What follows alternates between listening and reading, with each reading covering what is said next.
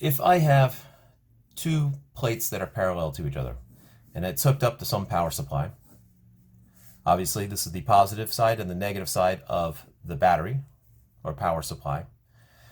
As soon as I connect it, I'll have electrons flowing counterclockwise and the current flowing clockwise, so current is flowing this way.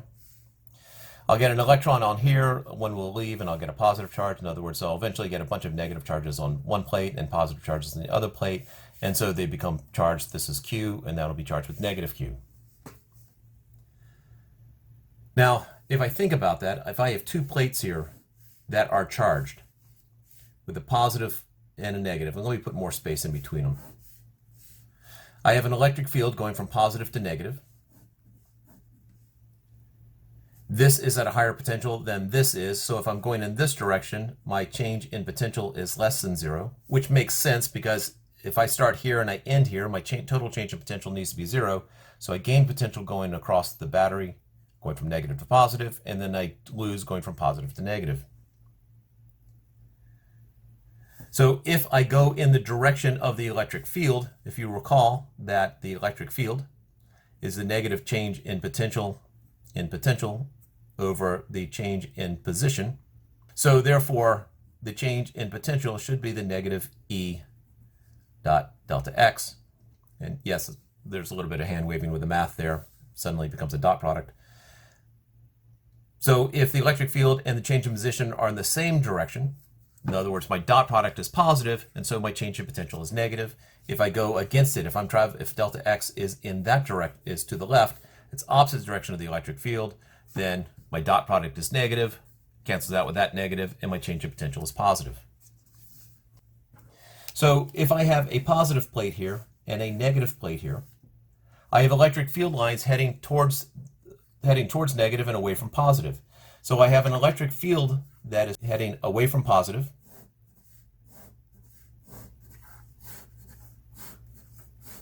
It doesn't matter how close I am, the magnitude of that electric field is sigma over 2 epsilon sub 0, sigma over 2 epsilon sub 0.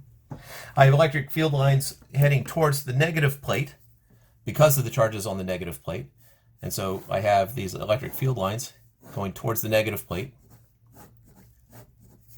with a magnitude of sigma over 2 epsilon sub 0, sigma over 2 epsilon sub 0. And so if I look at the total electric field, here I have sigma over 2 epsilon sub 0 going in both directions. Here I have it going in both directions. Here they're going in the same direction. So ultimately, I end up with an electric field is equal to 0 out here,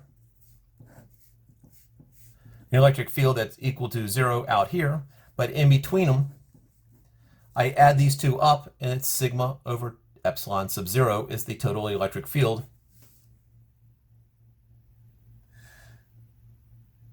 So now the question is, at what point can we make that assumption? This is sort of the ideal capacitor. And so generally, as a rule, if you imagine this as being a square plate here, we were originally looking at sort of a side view of it. It has dimensions here, and let's just assume it is some length. We'll make it square. The distance between them is d.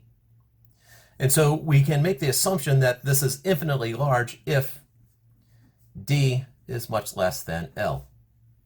And typically you go with a 10% rule. If d is less than 10% of L, then assume ideal.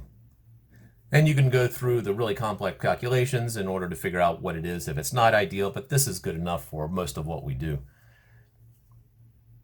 You know, it is the beginning course after all. Well, let's explore this just a little bit more.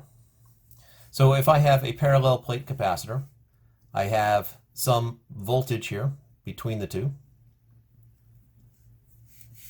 I know that my electric field is going from positive to negative, and the value of that is sigma over epsilon sub naught. I know that sigma, that is the surface charge density. Sigma is equal to Q over A, which is the charge over the area of the plate. So my electric field is equal to Q over A epsilon sub naught. I'm not putting the vector symbol over it. This is just magnitudes here. I also know that the electric field is equal to the negative change in the potential over the change in position. If the electric field is constant, that means the slope is constant. And so delta V is equal to negative E dot delta X. And so if we're looking at just the magnitude of the change in potential is just equal to the magnitude of the electric field times the distance between them. Sometimes I refer to this as the ED equation. And so my potential then is equal to QA over epsilon sub naught times D. If I do a little manipulating here, let's bring delta V over here and all this over to the other side. I get A epsilon sub naught over D is equal to Q over delta V, which is just the capacitance. And so now I have a formula for the capacitance here. The capacitance of a parallel plate capacitor is equal to the area of the plate times epsilon sub naught over D. Now notice I have an epsilon sub naught here. This assumes that there is actually nothing here, nothing in between. But now let's stick something in between. So I have my parallel plate here, and now I stick an insulator in between. Now I could stick a conductor in between, but if I do that, then there's basically no capacitor. No charge will be stored because it'll just flow straight through. So I'm sticking an insulator in between. I have my positive and negative plate, and I have an electric field that's shooting across. Now the electric field is affecting the molecules inside my insulator. It's not causing electrons to move, but it is causing the molecules to rotate because we have dipoles inside here. The molecules, especially if they're polarized molecules, like water, pure water, then it will start to rotate. And as it rotates, it's going to create sort of, if I have a dipole here and I expose it to an electric field, it is going to rotate so that the positive ends over here and the negative is going over here. Now it will oscillate back and forth, but on average it is like that, which means that on average my electric field, I have an internal electric field heading back the other way, which reduces the overall electric field. Think about the implications. If the electric field drops, I know that the voltage is ED. I know the capacitance is Q over delta V, which is Q over ED. So if my overall electric field drops, that means this fraction gets bigger, which means my capacitance increases. And that is the essence of what a dielectric does. It increases the capacitance. Now, how do we represent that mathematically? How much will the electric field change? Well, that gets into permittivity, epsilon. Permittivity is an indication of how much a insulated material or a dielectric is affected by an external electric field. And so if we take our base permittivity, this is if there's nothing there, which is around 8.85 times 10 to the negative 12th meter squared per Newton Coulomb squared. Then the permittivity, we have this permittivity epsilon, which is of the dielectric, divided by the one for the free space, basically the smallest amount, and this is equal to the dielectric constant. This is a kappa, it is not a K, it is a kappa. And so our equations that we had before,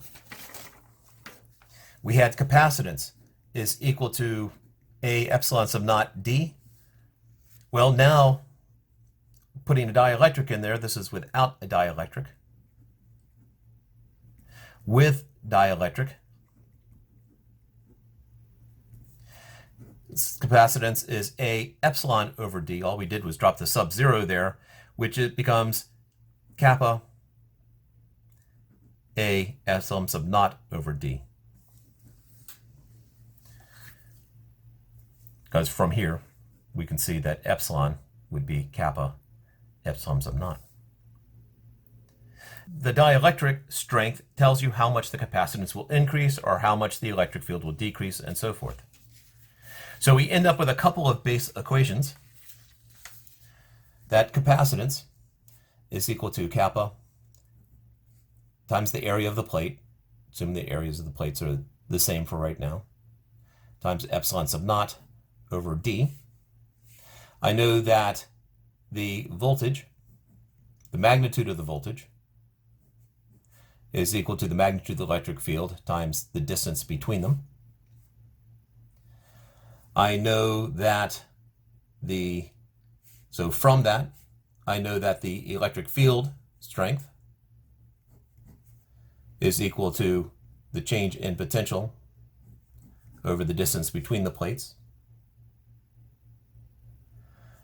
And I know that the electric field strength, because of the plates themselves, is still going to be equal to sigma over epsilon sub naught, which is Q over A epsilon sub naught. So, because we do have two electric fields, this is the electric field coming from the plates themselves, and this is the total electric field. So this is total electric field. This takes into account the dielectric.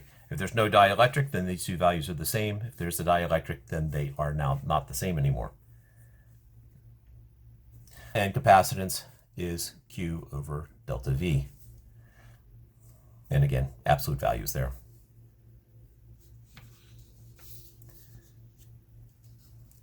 And then there will be another video in which we actually use this stuff.